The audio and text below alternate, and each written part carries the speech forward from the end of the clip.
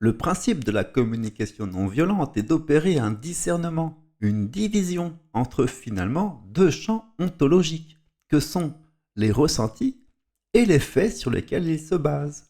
Partant de là, on distingue deux champs ontologiques qui n'ont pas les mêmes propriétés et ne peuvent pas être superposés. Le champ matériel relève de la logique classique aristotélicienne, selon laquelle une chose est soit vraie, soit fausse. Le champ psychique relève d'une logique qui pousse à chercher des solutions à l'extérieur du problème, dans ce qu'on appelle le tiers exclu. Dans le champ psychique, il n'est pas valable d'opposer une chose à une autre comme étant sa négation pure et simple. Par exemple, on ne peut opposer une voiture et une maison, à moins que ce ne soient les termes d'un problème spécifique.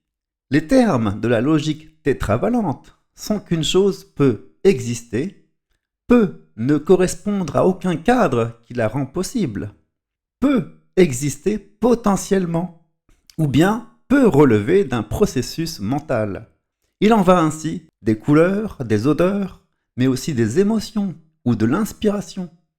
Sans un cerveau pour les apprécier, ces choses n'existent pas. La confusion qui peut s'opérer entre ces deux champs ontologiques est la source de tous les problèmes du monde.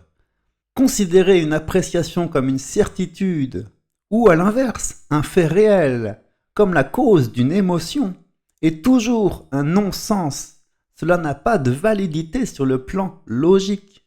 Et pourtant, c'est ce que nous faisons tous les jours. En conclusion, et pour bien visualiser la chose, il faut retenir que si deux droites parallèles ont la propriété de ne jamais se croiser, cette proposition est fausse, si ce sont les méridiens d'une sphère qui donc se croisent au niveau des pôles. C'est le cadre de vérité qui détermine les propriétés d'une même réalité.